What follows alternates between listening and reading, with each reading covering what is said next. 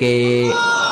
শয়তান আল্লাহরে বলল, মাবুদ এত জান্নাত বানিয়ে কি লাভ? আপনার একটা বান্দারও জান্নাতে ঢুকাতে পারবেন না।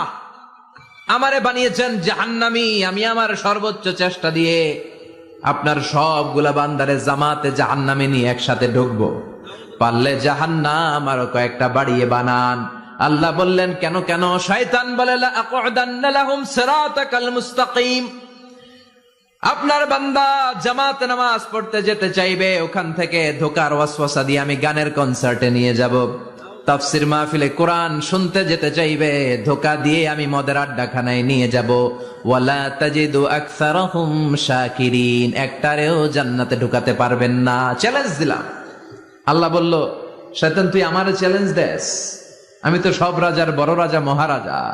আমার সাথে তো কেউ চ্যালেঞ্জ দিয়ে টিকতে পারে না। চিল্লা এখন ঠিক কিনা? শয়তান তুই চ্যালেঞ্জ দিলি, আমিও তো